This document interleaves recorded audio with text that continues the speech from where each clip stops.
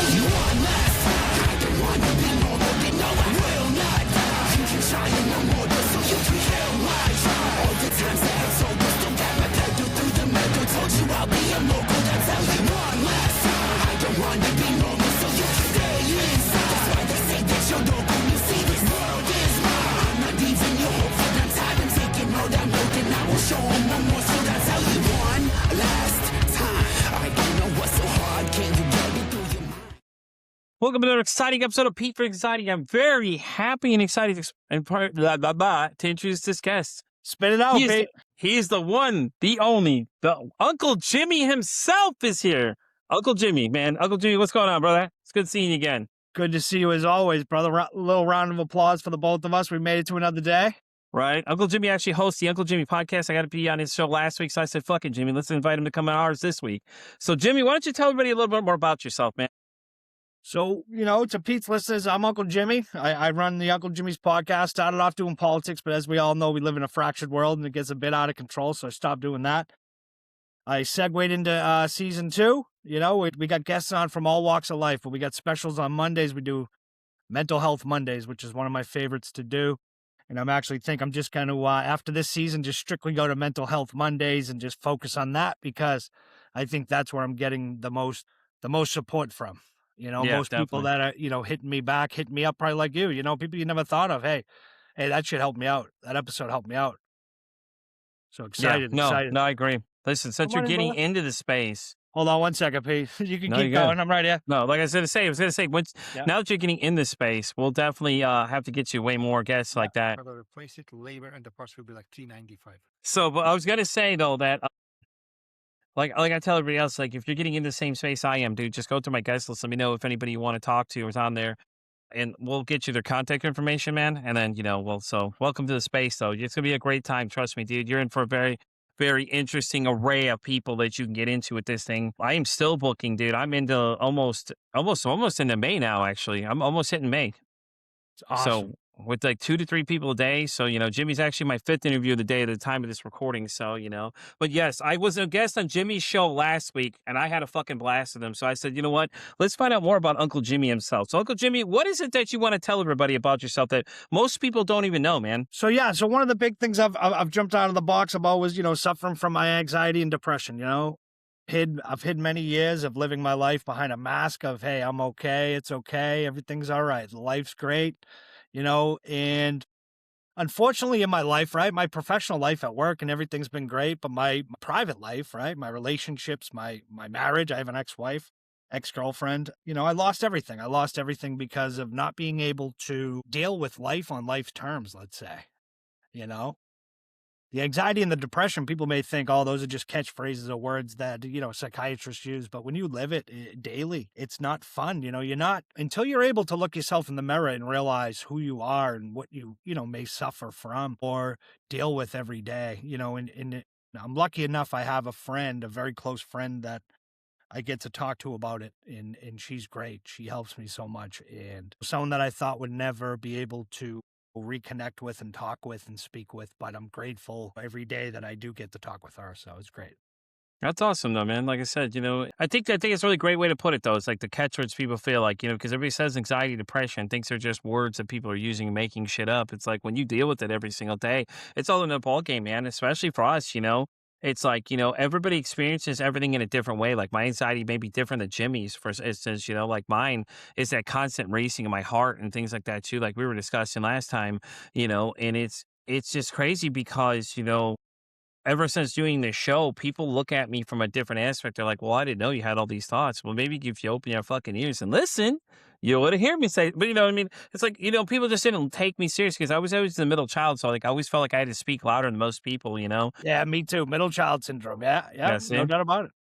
You're not seen enough. You're not heard enough, but and then you get, and I tell people this, right? Whether they want to believe it or not, but being a middle child, right? You often don't feel seen or heard, right? Mm-hmm.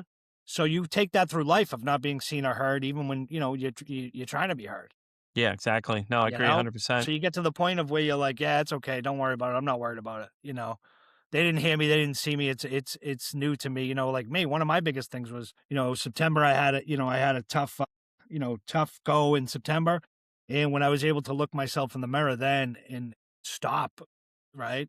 And stop worrying about what happened yesterday and what's going to happen tomorrow, and focusing on the present, and then being able to run through certain situations I've been in the way I've talked to people and the way I've toned people down myself.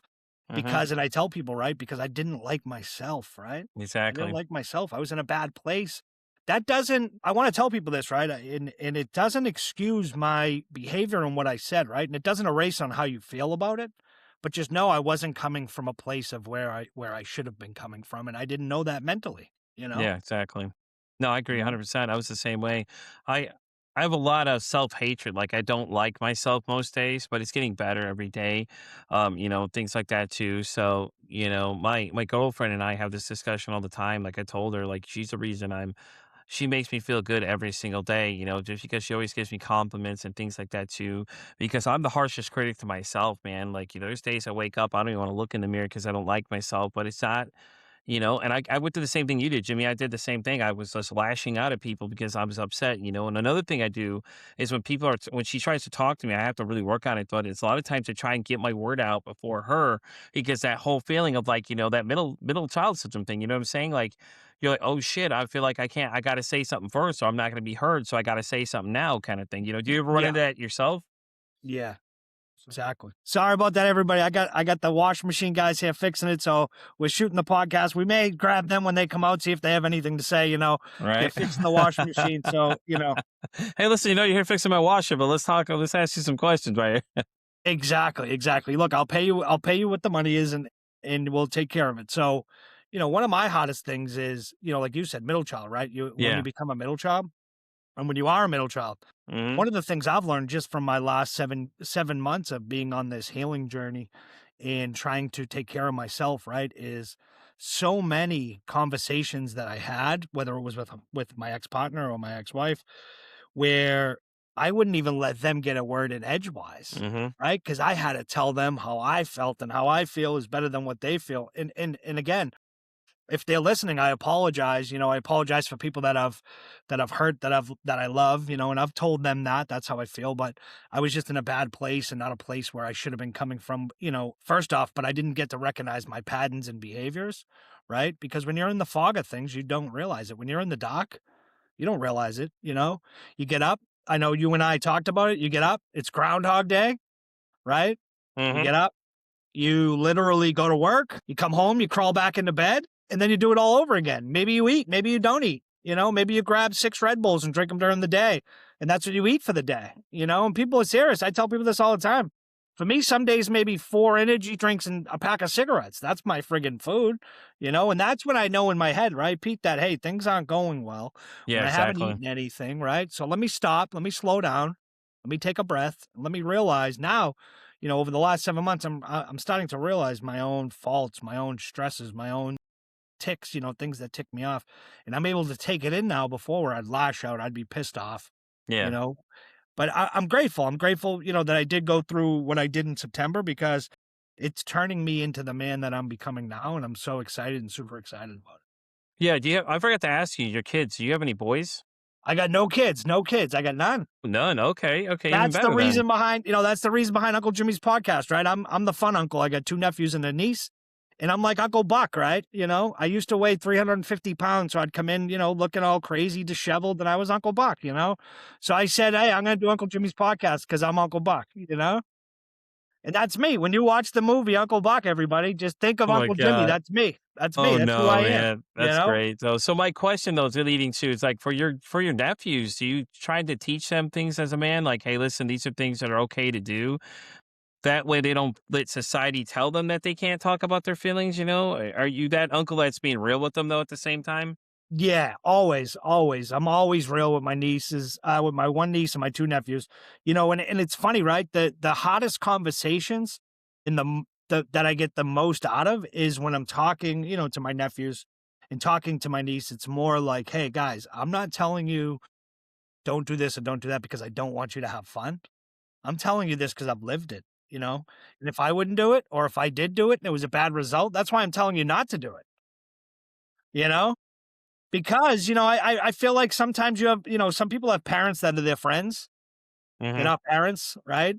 So I'm lucky enough where I am the Uncle Buck, but I'm strong. I'm strong willed with my niece and nephew. But the big problem is I don't say no. There's no no, you know? So You can't technically say no in some way. It's just like, hey, don't do it that way, but do it this way instead. yeah. So you kind of change it a little bit. Yeah. Well, and the thing is my two nephews, right? Both very smart and educated kids. And sometimes I'm having a conversation with them and I'm just like, I'm lost. I thought I knew that, you Yeah. know, just because they're so smart and and it's great.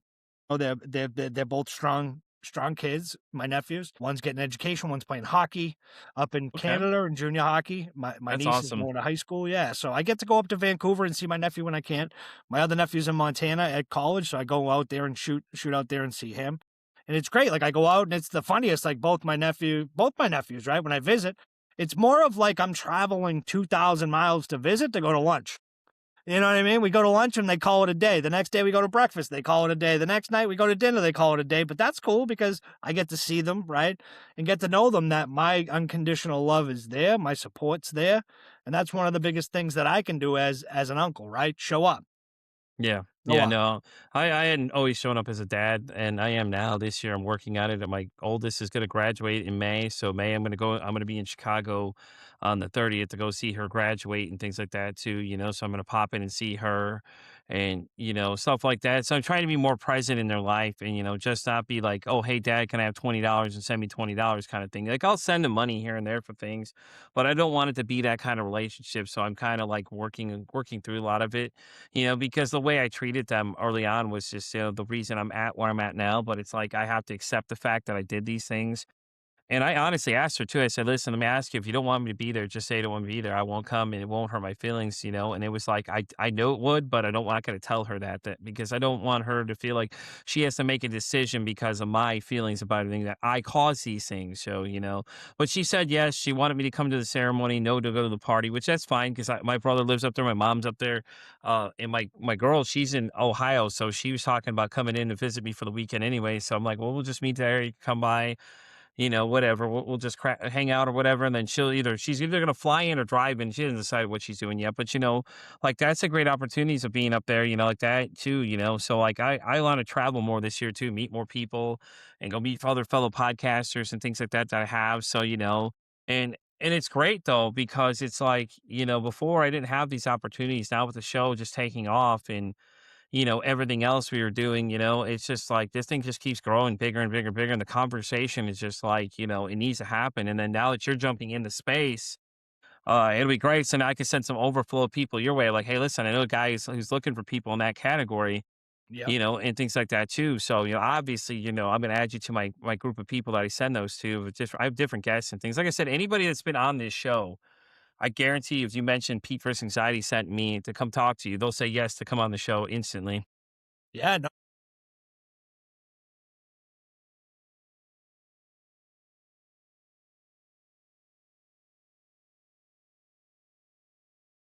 Hmm.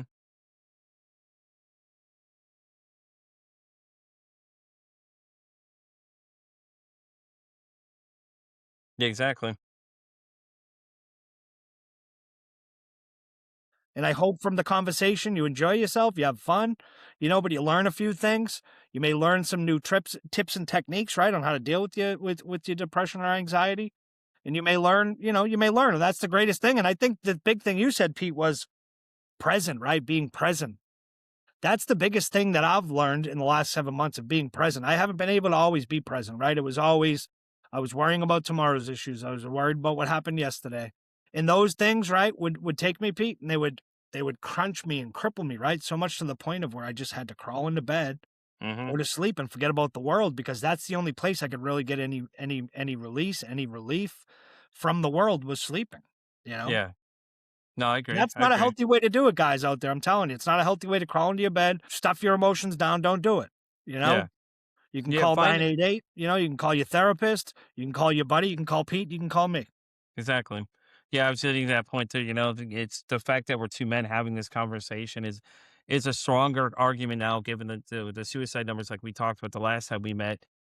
Being so high, and then 10 to 14 being the next highest right up there. It's just shooting up. It's just like The conversation needs to be now. Have that friend group or find that friend group that you need, or Jimmy and we'll be a part of your group. Shit, at us. We'll talk to you about anything you Exactly. want to. You Yeah. know what I mean? Now is the time for us to start talking about these things, because if not, it's like, if you think about it, if four people out of your five friend group are probably not going to be there because of suicide. And if they're men, the number's even higher because, we're not talking enough, or we're saying something and people aren't listening enough either. That's the other thing too, is that, I've seen a lot of posts lately where it's like, well, I spoke up and no one listened to me. And that's the saddest part of all too, is that somebody spoke up and tried to talk to you and you just dismissed their feelings. Or like my ex did. She was like, well, this is not the right time. Let's reschedule that for another time. Well, I'm glad that, we could just reschedule how I feel right now to Exactly. better suits you. It's like, it's not how it fucking works, unfortunately. No. It's like I'm up on the bridge, but we'll reschedule till tomorrow. You know what? Tomorrow may never come. Exactly. Pete, one of the biggest things I had, right, when I started suffering from my anxiety and depression, started hitting me really hard, was I call the local therapist and they're like, "Hey, we can't see you for 8 months." And I'm like, "What? 8 months?" I go, "Well, that's if I was gonna jump off the bridge tonight." And they were like, "Hold on a second." Then the fucking therapist gets on the phone and he's like, "You okay?" And I go, "Yeah, I'm okay." I go, "It's just bullshit. I have to wait 8 months for a friggin' to talk to somebody." I go, "It took me threatening I was gonna jump off the bridge for you to get on the phone." Our mental health, I tell people all the time, mental health is your health. If you have a Hmm. broken arm, you go to the doctors. If it's not working upstairs, you should be able to go to the doctors as well. Not have to Exactly. wait 8 months, not have to wait 10 months, right? And I think the biggest thing you said is two of us, two guys coming together, right? It's so unheard of that two guys are willing to able to get behind the mics and share their deep, dark stories, because you know what? Men aren't supposed to do that, is what Yeah. society tells us, right? You're not supposed to have feelings. You're supposed to suppress them. You're not supposed to cry. Well, you know what? Everybody cry. Go cry. Call me with your feelings. Tell me how you're feeling today. Hey, if you live around me in the New England area and you need a hug, I'll come and find you and give you a hug. Because you know what? I'll sit there with you. I'll sit with you there in the sunshine, but I'll also sit with you there in the darkness. I have this hoodie that I bought. It says in the back, it says the person in front of you wants you to know the world is a better place with you in it. And it Yeah. says you are enough across the front of it.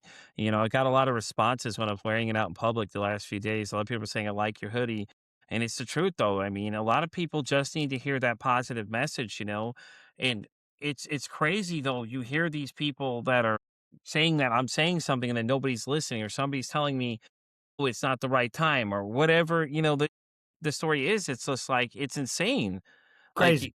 it's just like, I just can't believe this is what's come down to. It's like, and then it's the ladies that aren't helping either.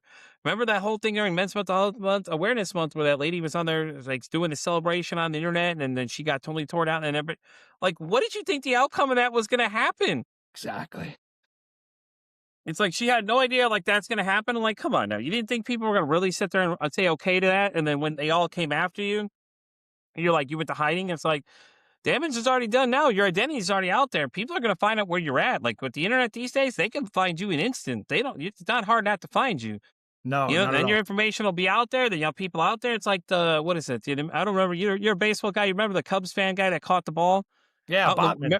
Yeah, remember the guy caught the ball, okay? Yeah, yeah. Yeah, so there were people outside of his house that same day ready to kill him. Said they were Ready ready to to take them out. Exactly. You know what I'm saying? Like, it's that serious. Now with the internet, it's even worse, because you could be just like Bartman. You could say something that's going to upset people so much, they're going to show up outside your house, and then that's it. Yeah. People don't think about the things they're doing or the shit they're posting on the internet, because the stupid shit they're putting, even their jobs. People are like, well, my job fired me because I posted about the Charlie Kirk thing. Yeah, because you're making jokes of somebody's death. What the hell are you talking about? No doubt about it. That's the hardest thing, It and doesn't matter if you agreed with him or not. You should be celebrating another man's death. That's fucked up. He was somebody's father. There's kids. His kids are going to see that, and then what do you think is going to happen to them? They have to watch their dad get shot on the camera. Are you kidding me? exactly. Look, I remember that day I'm sitting on my phone, and I watch it and I'm like, that can't be real. I just witnessed something that, in reality, right? Just think of how many people were traumatized from that, Pete. Exactly. And people Exactly. don't realize that, right? We've become such a culture where it's okay, right? We just saw a guy Or we're get killed. sensitive to violence because of the movies we're watching and Yeah, everything else, that they don't think about that. Like, everybody wants war, but nobody thinks of the outcome of what the war is. Okay, that's great. You want to go war, but you're not the one fighting the war. These people are going over there and they're seeing these horrific things and they're coming back with these problems, but we're not doing shit for them. Hell, the British exactly. military does more than they do for our military here. I was talking to a guy earlier on my side project. He was saying that his bosses and his commanders were all identifying that something's wrong with him. Here, you're lucky if anybody even realizes anything's wrong with you half the time for these people you work with. Exactly. And God forbid you speak out, they get you out of the military and throw you out. You know? Well, they check you coming back. They don't even check the results sometimes too. And this is an actual eyewitness account from a guy who was in there 22 years, spent 22 years in the Marines. Said he came back, and they told him that he was okay, but he wasn't. He was like, "Hey, I'm having problems," and they're like, "Oh no, you're fine." He's like, "So did you look at my results prior or after the fact that when I went over there?" They said they looked at the prior results, not the results of him coming back, where he's saying, "Hey, listen, I'm having some issues. I'm not sure what it is," and he had PTSD. Yeah. Now this guy deals with it's so bad he can't even go to the store get a loaf of bread and come back and not be drained for the day. He's like, well, fuck, I'm mentally drained. I can't do anything else. And the people are like, oh yeah, let's go war, war, war. Exactly. What? You're not the one fighting the fucking war. This ain't Call of Duty, bro. You're not getting like Exactly. it Look, and I drives me say it all the time, crazy. right? You've probably had so many guys that have been overseas and fought in wars, right? And I've had a few on. And one of my biggest things I get is, right, it becomes no support from the military or from people Hmm. around them, right? It almost becomes the support from the guys they served with. Yeah. You know what I mean? And Yeah, that's Band the of Brothers hardest. is a really strong statement when you say that because these guys have to band together because a lot of them are killing themselves with suicide or taking themselves out of the picture because of the things they're dealing with. They struggle all day, and it's like people don't think about it. But the VAs are so hard to get in there, get an appointment because they're like, oh, it's like you served for us now. Fuck you afterwards is basically what they're saying, and it's like what about their mental health? Same thing with the first responders out there. We don't think about the things these guys go through every single day. EMTs are probably the most likely ones to do it out of that group to kill themselves on a constant basis. They're seeing these crazy events and nobody's checking in on these guys. Hey, listen, are you doing okay? Let's check in on you. Do like regular check-ins to see if they're okay. Hell, even the cops, the guys that get in these situations, because it's like they can't even do anything without being scrutinized by something they do because somebody did something stupid, so they got to blame everybody for it now, Yeah, and it's just like, come on now. Even firemen, yeah, they're another interesting group too. Think about it. They go into those fires all the time. They see horrific things and all the things the adrenaline rushes they're going through. It's like, but nobody's checking in with them at the end of the day. Like, hey, how are you doing? Are doing exactly. regular checks on these guys. And, the NFL was the other one that really pissed me off because it was the thing with the kid that had killed himself at 24. It's like, okay, so cool. So what are you doing for these other young guys now that we don't have this incident or be a repeating problem? Are you doing anything? And then you hear him say nothing. Yeah. It's like, okay, his life doesn't matter now, basically, is what it's saying to me, essentially. And it kind of irritates me a little bit because it's like, okay, so what are you doing now to help prevent this from happening with other people? Because if he struggled that bad, how did no one notice? Yep.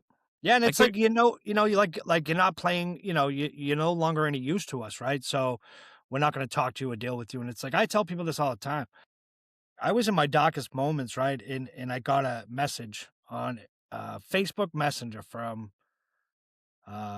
someone I never thought, someone I barely knew, right? You know what it said, Pete? Hey, I'm just checking in. Are you really okay? yeah, exactly. And I said, wow. I said, no, I'm not. I said, but thank you. And they said, well, we're going to talk. And I said, hey, I appreciate it. We went back and forth, back and forth. And, it was one of those things where it was like, when you suffer from anxiety and depression, people don't realize your self-worth, right? You don't think you're worth anything. Mm-hmm. It's the voices in your head that tell you that, right? But it's also, you get to believe it because those voices keep telling you and telling you and telling you. But one of the biggest things I say is, when you get up in the morning, say, I'm a great man. Today's going to be a great day. Positive reinforcement, right? Mm-hmm. Instead of letting the brain dictate on you're worthless, right? And are there times in my life where I've, haven't been able to, muster up the strength to be able to, I say it all the time. I was very good at taking care of everyone else, right, Pete? Yeah, but nobody asked how you were doing. Nobody asked how I was doing, right? And I couldn't even take care of myself. But here I am trying to take care of everyone else, right? Putting everyone else's mental health, putting everyone else's well-being in front of mine while not taking care of myself. And that's the biggest thing I've learned, right? When my mental health started taking a turn for the good was, hey, I got to take care of myself because nobody else is going to, Mm-hmm. right? And I also got to seek and help and search out treatment because I need some help and I need someone to talk to, right? And I told people 988 was a vital tool for me. I have a great job. I'm a professional where I work. I make great money. I represent people in my union, but I struggle, right? And one of the biggest things is I tell people it's okay not to be okay. But when you're not okay, seek help, seek treatment. Call me, 617-777-2952. Call me, text me. My phone is always on. I'll answer, I'll text. You're good. If you feel like you have nobody, call me. I'll sit there and talk with you. Exactly. You can reach out to me on anything possible. Yeah. I'd give out my number, but I get enough wild phone calls. But if you reach out to me directly and I feel like you need that kind of line of support, that, like I said, I told you, my buddy Sean and I, we check in every morning with each other. He uses Snapchat, so he snaps me every morning and says good morning to me every morning. And if he doesn't, I give him fucking hell. I'm like, where are you at? What are you doing? And he gives me hell back too if I don't answer him, because some days Yeah. I get busy and other days I'm just like, I'm busy and things are starting. And he checks in and says, yo, you didn't say nothing to me today. What the hell is up? It's like that accountability of holding each other accountable just to check in and make sure you're okay. Because, like, and if you're not, and I think that's a great point though, because my buddy Jay said the same thing. He said, that one person that worries about everybody else, who's asking how that person's doing? And he's like, you look around the room, nobody. Nobody's Nobody, asking you. right?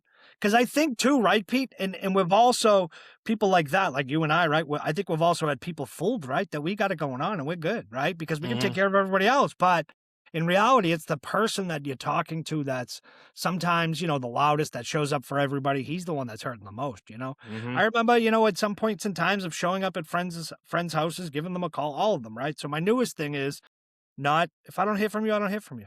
You know, I used to be the guy texting, calling, checking in, making sure, hey, you want to do this? You want to go out tonight? Hey, how's the family doing? No, I can't bring myself anymore to have to worry about everybody else. First off, I'm going to worry about myself, take care of my mental health, my well-being, Hmm. Hmm. and then after that, if I have anything left, because some days for me to push through and fight through is a battle still. I'm not perfect. Yeah. Mental health is tough. Hmm. Some days it beats the shit out of you to the ground and, Hmm. and you're on one knee, but you still get up and you keep going, you know? No, I agree. No, I agree. It's hard. And that's the thing too. A lot of people, like we were talking about the last time, I struggled really bad. People didn't know, and I didn't tell people because I didn't want them to know, Yeah, because it's always, oh, well, I'm so sorry. It's like, I don't want to hear all that. Like, I already feel exactly. like shit. I don't need you to continue to make me feel fucking worse by you telling Yep, me, oh, I'm sorry. I mean, I know you think you're helping, but you're really not. yep. And that's And so much, right, Pete? When you do tell people it's, oh, I'm so sorry, I never knew. And to me, it's almost like, you can be sorry, right? I don't want to hear it, but I didn't know. Well, if you just looked at me, right? Like Pete, like a couple years ago, if you would have looked at me, I would show up, right, at a party or an event, right? My mhm. hair fucking every which way. Look, I didn't care, right? But again, right, I look at old photos of me and I'm like, I used to travel by myself and be solo and crazy hair and crazy looking shorts and shirts. And it was just like, yeah, that's not a healthy, mentally healthy guy right there, right? But at the time when you're going through it, you don't think of it. You just like, yeah, I'm good, right? I'm gonna pack up, I'm gonna go on a trip, everything's good. When in reality, it's not. And what I learned is I love to travel so much that I think I found myself, one of my biggest things was traveling, was running from my problems, right? I was able to get away for a week I or was two, about to say that. You already beat me to it. Yep, you know? exactly what I was gonna say. I said almost like you're running from your problems. You're using these vacations to get away from it. Then you come back and the problem's still there. And Exactly. it's hard because it's like, you're solo, and it's like nobody notices that you're struggling. And I look at some old photos of myself too. It's like, God, there's the ones I remember from San Antonio when I went with my ex, man, and I was bad, dude. When I say I was Yeah. bad, I had like a 64-ounce cup. 90% of this is Crown Royal in this cup, okay? And 10% is, I was going since 6 that morning Um, before any of oh, these other people with me were drinking it, including my ex at the time. I was gone. Like, I was in a bad way, and only one person noticed, and he asked me, dude, you been drinking since 6 this morning? I said, yeah, I've been up since 6 o'clock this morning. I'm just sitting there hanging out, watching something on my phone. I'm just sitting it, still hitting it. I'm still going. I'm good to go. And I remember the photo I'm looking at, and it's like you could just see the look on my face, and I just knew something wasn't right. And if you didn't know something's right, I look horrible. Like, I was just deteriorating mentally, and people didn't know how bad I struggled. And it got worse, only got worse progressively. And then my brother noticed that something was wrong. And then he was asking me, am I okay? And I'm like, if I was honest with you, no, I'm not. And that's how I do it with people now. I'm like, if I'm honest with you, I'm probably not okay most days, but I'll get there and I'm getting to a better place. Just like I still feel a lot of people can't handle the conversation, but when you ask the right questions, you'll get the correct answers will come out. Um, it's just like I said, I don't like people kind of telling me I'm sorry. So I don't want to fucking hear all that. Like I really don't. Let's be honest. Like I know it sounds harsh, and people are like, oh, this and that, da da da. All these other kind of things. Like this is an interesting conversation that I'm going to bring up with you and see why I want your thoughts. Like this came up lately where somebody said, well, when you're on here you're Pete versus anxiety. When you turn off the camera, yeah, you don't you're like a whole nother person. I'm like, no, I'm Pete. I'm still the same Pete. Just because I'm not mental health 24/7 doesn't mean I can't be a guy that has a good time and fucks around with people and has good jokes with people and things like that too. You want me to be on the spot 24/7? Well, somebody told me in this past week I had a conversation. Somebody told me I should consider maybe holding off on doing this season. I was like, why? Because, the way you've been acting the last few weeks, you just haven't acting like Pete versus anxiety. I don't have to be Pete for anxiety 24/7. That's the joys of being Pete. Exactly. Just because it says Pete versus anxiety in my profile doesn't mean I can't be myself. Like, you're telling me I have to be a fake person 24/7. Like, I'm still the same guy. Mental health Exactly. is still a big thing to me. Just because I can act and do other things around it doesn't mean it. Well, then people are like, oh, look, he runs a mental health podcast. If you're asking that question, then you have no idea what it's like to have mental health. Exactly. You know what I'm So saying? Like, true. don't sit there and tell me what the fuck I'm supposed to do, or tell me, he's a good friend though. He had really good valid points in certain things. My attitude, my conduct wasn't the greatest the last few weeks, but it's all right. I said some shit, some wild shit, but it's like at the end of the day, I don't have to be Pete for his anxiety 24/7. I'm just Pete, the normal person. When this camera goes off, I'm still big about mental health. I just don't have to be at 24/7. It's okay for me to take a break and just enjoy and do something for myself for once and have a good time and joke around with people. Yep. I am still the same person. And then when he said that to me, I'm like, okay. Because I'm not stopping anything. He's like, oh, you should stop doing the show. Still be doing. No, no, no. Why stop it? This is great. I love these conversations. Every conversation I engage with. In fact, if I was doing anything wrong, is I put it off coming back to start recording season 3 too long because I enjoy these conversations. These are great. It's like having a therapy session every time I hit record. I've had There you 5. go right there. I've had There 4 you of go them right today, there. plus That's another what I 5th one right say. now. You know what I'm saying? It's like people that get it. And I'm like, I respect his opinion and everything else, but I get what he was saying, and he's a well-respected friend of mine, but I was like, "No, you're out of your fucking mind if you think I'm gonna stop what I'm doing at the rate I'm going with the people." The amount of people are reaching out, the amount of people that wanna be on the show, different people that keep talking every single day that wanna be a guest, and I invite different people all the time. It's like, if anything, I'm gonna go even harder now because I'm only recording the 2 days of the week, except for, the random ones I pick up outside of that. I'm going to try and overload it so I can get ahead again. Because once I'm ahead again, I can just do whatever I want again. I can just sit back, relax, let the season run out, and then work on the next season. While I'm working on all these other projects, it's like, why stop the momentum now? Like, this conversation still needs to be had. I'm still the same person that's behind that camera every single day. I'm the one that comes on here and talks about my feelings and everything else. I have no problem to tell people I've cried before on this show. In fact, there was a few times I did. It was Exactly. the conversations get overwhelming emotionally, and sometimes you just need that. You just need people to, talk to different people about things. And it's like, I love them to death, but it's like, bro, I'm not stopping shit. I'll tell you right Yeah. now. In fact, I've added like 6 new interviews for the next 2 weeks. And I'm like, let's keep going. Let's keep adding more because I'm like, I Yeah. don't have enough to do. Yeah. And that was right tonight, Pete. I was lucky enough. I was talking to my friend of mine, and I'm telling her, like, this might be the end, this week, right? I have so much material, and it's not even about having material because I can pump them out and it doesn't bother me. But, I said to her, maybe take a step back because, I'm up against it. I got Tuesday, Wednesdays, and Thursdays. I do 2 interviews at 6 and 8 every night, three times a week. And, not that I'm burnt out, but the routine's great, right? But what I'm worried about is breaking free from the routine that I've created. And what do I do with that void of time now that I have, right? What do I do? What do I do? I don't know what to do, and it's not that I'm taking a break to step away because similar to you, right? That's the big thing. Well, you have a podcast and things are great. Yeah. You know what?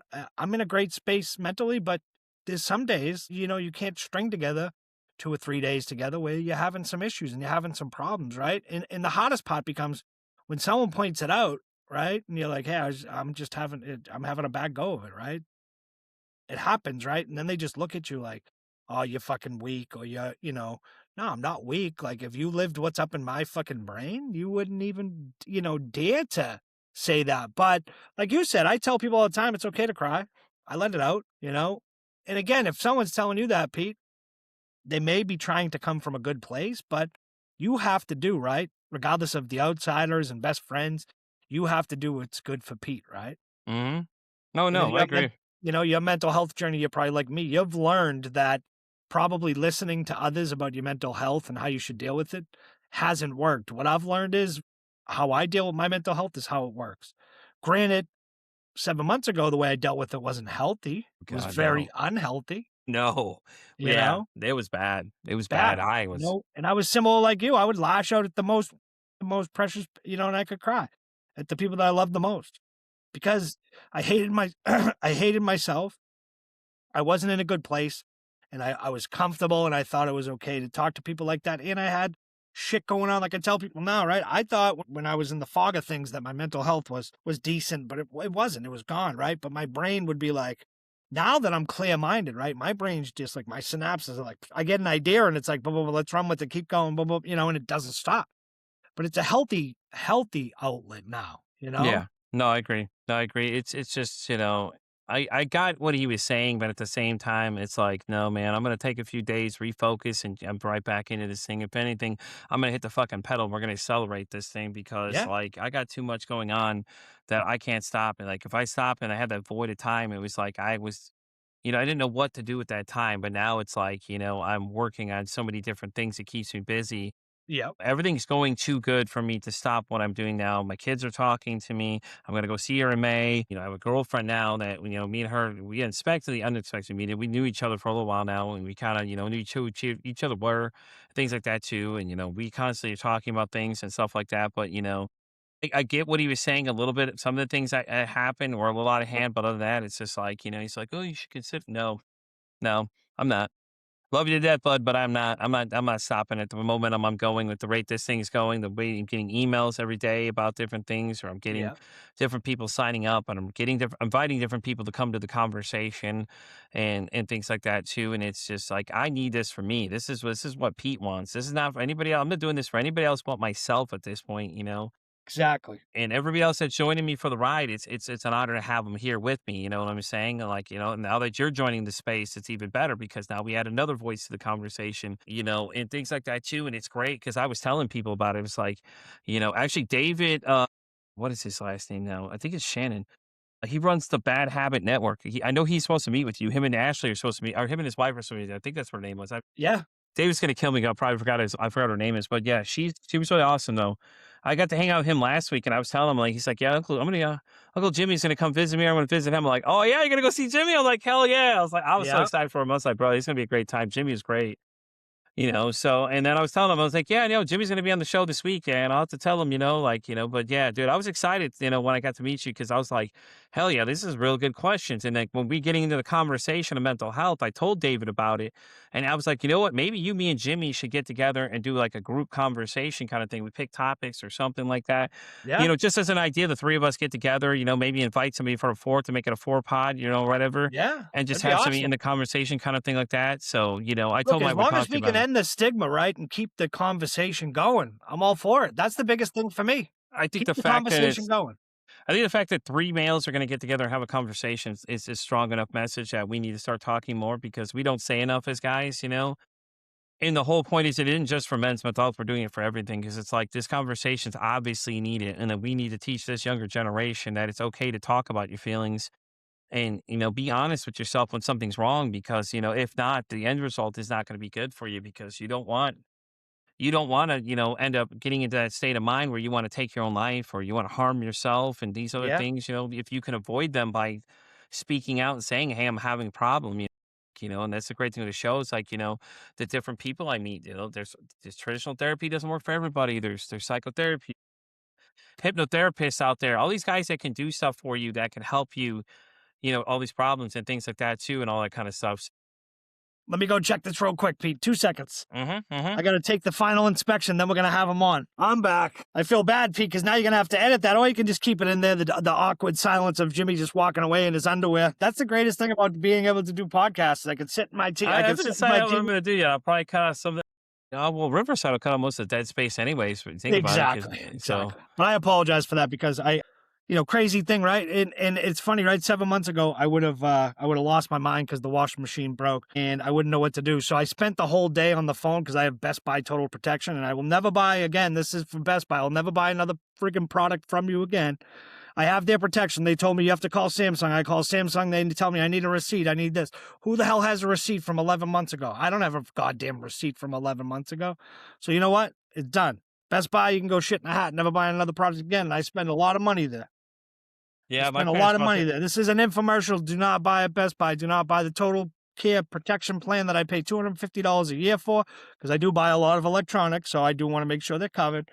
But now I know they don't cover it. I just bought this 11 months ago and the friggin' motor went. It's fixed, though. It's fixed. So I can calm down now. I can breathe. He said it's fixed now. It's okay, everybody. Calm down. It rants over. okay. It's fixed. Yeah, we had a GE. Pete, I went in there the other night, throwing some clothes, right? It's been really cold here. So I thought maybe it was frozen, right? So the water's been sitting in there like 2 days, like a day and a half now. And I'm like, it ain't frozen. I fucking, again, me, in my anxiety and everything, I broke it. The hell did you do, Jimmy? You broke it. Put too much clothes in, not enough water, I broke it. Oh, no worries, brother. I broke it, so, but it's fixed. It's good to go. It's draining now. The pump was broke, so no complaints. I don't care what it costs. I don't even know what it costs. I don't even really care. But my clothes, right, Pete? I took them out. It was like old school having to wring them out. And I'm just like, God, dude, I remember those days. I used to live in a hotel when my ex and I first broke up. My first one, I stayed in one of those weekly suite rentals, so I was in one of those like in-town suite things, and I was doing that at one point too because their laundry room broke, so I had to wash my shit in the sink and things like that. Oh God, it was fucking horrible. terrible. God, it was horrible. In the bathroom sink washing it. Have a good one. Do you send me the invoice? You can check my text message. I think If you did, then you say hi to Pete. You want to say hi to Pete? We're on the podcast. I'm sorry. Say hi to Pete. Hi, how are you? He Let's just go, came and man. fixed it for me, Pete. Hell We're on yeah. the podcast. Thank you, my friend. Okay, perfect. Let me check it. Thank you so much. No problem. So if I have any other issues, just call you. Yeah, we're fixing all appliances, not just something. I give you the 90 days warranty, 30 days labor. All right, perfect. And we're Perfect. fixing all appliances, not just the washer. Okay, whenever I need you. Okay, so Thank you, brother. Oh, there you We're go. all good here, Pete. Got a repair guy now. There you go. Got a repair guy. Yep. Thank you, my friend. Yeah, no, I remember that though, man. I had to wash him in the sink and shit, and it was like, oh God, it was the worst experience ever because it was just like, it's like people think they've got it bad, dude. I was living out of like 3 boxes and in a hotel room, had no car, was walking to work every day, still working 50 hours a week too, and things like that as well. And it was just, it was just rough. So like when I tell people I've come from shit, I've had nothing. I lost everything twice. This time around, I at least had everything in like the same space of what I wanted. So I got everything back I needed. So I didn't really lose much this time. I had all my stuff all together. I minimized all my things, and she had no idea that's even what I was doing. I was minimizing my stuff. So like if I decided to leave, I've got everything in a couple totes and I'm ready to go. I got to just load and go. I'm out in 30 minutes or less, like Domino's. I'm out. It's like I don't have to worry about it now. So You pack up and go. Hit the road. and it's okay. Like I don't mind it either. Now I'm considering doing an RV because I'm like, well, fuck it. It's just me. I could live in an RV. I don't need that space. I could modify it to record in and things like that as well. And then my girlfriend's like, she's thinking about trying to find something remote because she was like, maybe down the road I'll go something remote and I can just come stay with you and we can just travel and do whatever. I'm like, oh, I'm down for that too. Just imagine that, the travel and podcast in the van. Right. Well, let's say to your friend today, Peter, we're going to travel all the states and things like that too, and it'd be kind of cool though. Imagine doing like a tour, right, across the country for a summer of, hey, we're going to hit all 50 states. And this is maybe something we do. We hit all 50 states. We're going to have a little summit in every friggin' state we go to. And we're just going to, hey, guys, girls, come on out. We want to talk. We want to Exactly. know That's if the you're idea okay. down the road is my plan is I'm thinking about it, like traveling to different states and just asking people how their mental health is, just random pop-up things. Like I got a friend that she has a video company that she does that stuff. She said something similar where it's called Are You Happy is what the project she was a part of. And she lives on the street interviewing people saying, Hey, are you happy? And it was asking their we're filming the responses and I gave me the idea. I was like, maybe that's what I'll do too. I'll randomly ask people that question and see what they say, just pop up in different things. I thought about like some of the college campuses because where I'm at in Texas, there's a lot of the schools here, and start getting the Yeah. idea what the younger kids or what the younger generation is thinking about it, what their thoughts are on it, and see what we need to start working on for them to better them, and things like that too. So I have a lot of ideas like that to Well, I do think and stuff stuff like like that that, too. right, Pete? And Stuff I'm like still that gonna, when it does come up, right? When you're able to, right? When I'll come along, I'll join along. But when you have 2 men, 3 men, 4 of us, right? Or even if you get to know everybody in a state and you hit them up and they come, but to have regular people, right? Not having this friggin', and I love Tony Robbins, don't get me wrong, but all these guys, right? They're all great speakers. And you know what? To me, it's like I'd rather sit there and talk to a regular person, a regular guy that knows what it's like, Pete, like you and I, to have to get up, to pay the bills, right? To make sure the roof's over our Mhm. head, just like now, just to make sure the washing machine's working, right? Exactly. Shit, that's gonna set me back like half a week, when I just paid to fix it. And I think it cost more, it costs a little more than what it cost me to buy the washer, Yeah, that's you know? crazy though. But to have regular people talk about it, right? I think that's the biggest thing. Not having gurus and friggin' coaches and you know what? I'm a regular guy. I'm successful in my professional life, but when it comes to my private life, when it comes to my relationships, when it comes to everything, it's down. Everything starts okay and then it goes downhill. And Yeah, and at the root of it becomes me, right, Pete? yeah, And that's when I've realized that I always thought for 41 years everyone else was the problem. I was perfect. I was the best there ever was. Well, you know what? After taking some stock inside of my decisions in my life, hmm I was able to realize that, you know, it's me, not yeah. anybody else. Yeah. Well, Jimmy, we're at that part of the interview where we get to ask these two fun questions. All right. So the first one to you is if your mental health had a song, what would you say that song would be? And you can break If this down however you want. You want for your anxiety, one for your depression, just however you feel overall, like however you want to break it down. Like for mine was originally mine was fuck, what was the original song I picked? Scott Pilgrim vs. the World. Okay, so the intro to that song, the movie, that like constant strumming was my anxiety. Now I switched it to Artificial Suicide by Bad Omens, just because it's that constant state of just like you're on edge as it's going kind of thing. So then my depression song was Turn the Light On, Leave the Light On, Talk Away the Dark by Papa Roach both times, and then I've added Cold, A Different Kind of Pain is the other one for that one too.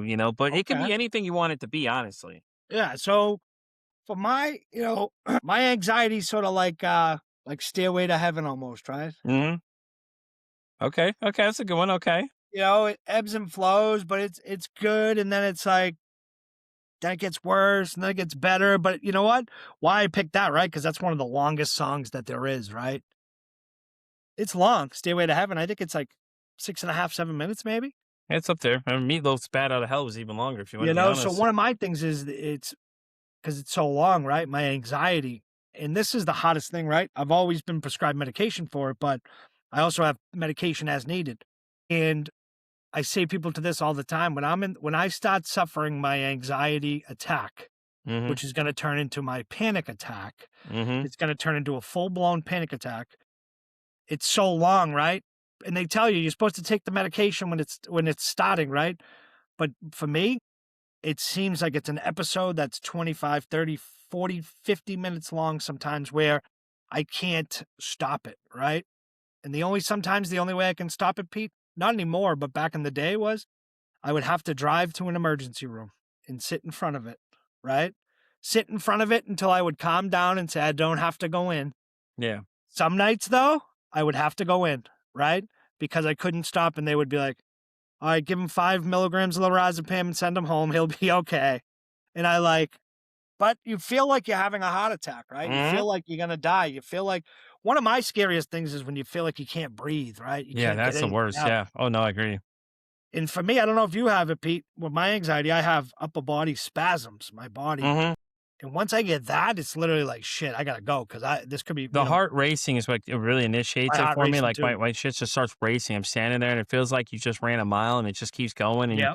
like you just start getting that discomfort. Like you just know that you're feeling uncomfortable and it just starts That's why I don't building and wear then it my just Apple falls. Watch anymore, Pete, because I used to watch the heart rate. I literally used to. And if you're watching the heart rate, right? If you have anxiety and you're watching your heart rate and it's going up, even if it's going up like 20 beats, then it's like, and you're like, oh my god. So I don't wear it anymore because it scares the shit My out of me. girlfriend wants me to get one of those smartwatches. She's like, you know what? Do you have a smartwatch on you? Can you check what your heart rate is right now? No. And she says, no, we need to get you one of those. I'm You like, don't want yeah, that, 'cause I can believe me. fucking stare. So I can stare at it the whole time. Exactly. You can stare at it the whole time. And once it goes up 20 beats, you're gonna be like, yep, I'm having a heart attack, boom, and then full Start, blown anxiety. start So freaking out, right? I'd Yeah. rather not, you know. Yeah. No, I agree. And for my depression, right, would probably be, I mean, simple friggin' my depression jelly roll. I'm not okay. Yeah. Yeah. That's You a good know, one too. because I'm not. Sometimes my depression hits me, and people like, you okay? And I'm like, you want the truth or you want the sugar coated? I'm okay if you want the sugar coated. Exactly. See, I say the same thing. You want the truth or you want me to lie to you? Is You what I know? tell them. But I mean, it's the same thing. Essentially, you're the same, leading the same path, and it's hard though for people to understand that, and they're like, they just don't get it. And then they tell you, oh, cheer up. And it's like, yeah, go fuck. Exactly. I want to tell you, go fuck yourself, honestly, but I can't because Exactly. it's like, it's great for you to fucking tell me all this advice, Dr. Phil. Anything else for you? You know what I mean? It's like you Yep. have all these great answers to all these fucking things. Why don't you go try and see what happens? We can trade places if you want, in fact, Yeah.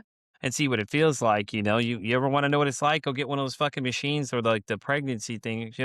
They should make one for like people that have anxiety. That way they get that feeling what it's like. You want to know what it feels like to have your heart fucking racing? Here it is. Just go run a mile and stop and try and calm down at the same time. Like it's constant state of, you're in a panic mode. You're looking around the room. You're paranoid. And it's great for you to give me fucking advice, Dr. Phil, but clearly have no clue what you're talking about. And Jimmy agrees 100% because that's what it's like. You just want to tell people, that's nice. I just appreciate you just shut the fuck up right now because your advice ain't helping. So now, right, Pete, after like the last 5 months, of me healing and, the first 2 months of trying to heal and get better was tough. And then, so when people ask me, right, how you doing today? If I'm having a shitty day, it's a fucking shitty day today. Yeah. You're more honest about it. Yeah. You know what they Because do? it becomes easier. You know what they do? They walk away. So what the fuck you even asking for? Excuse my language, No, don't excuse it. It's okay. It's needed in this conversation. like, what are you The asking realism for of this then? show requires us to use some swear words because I feel like people just need to hear it like it fucking is. And sometimes Yeah. it's just not pretty. It's really Yeah. not. Yeah. So all right, Jimmy, you know where this is leading to. Okay. So the final question before we start signing off is if you could break the stigma about mental health, what would you say that one thing is? Like, I know there's something there that just fucking fires you up every time you hear it. What would you say that is? So if I could break the stigma, and what was the one thing that could break the stigma? What is the one thing you feel like you want to break the stigma about? Like things that people just fucking believe every day that just absolutely blood boils you. That's the only that you're like, what the fuck, guy? The biggest thing for me is when people say, when it comes to men, like you're a man, life's hard, life's hard. You're a man, suck it up, right? And it's one of those where it's like, for me, I would love to end the stigma on mental health when it comes to men. It's okay to speak up.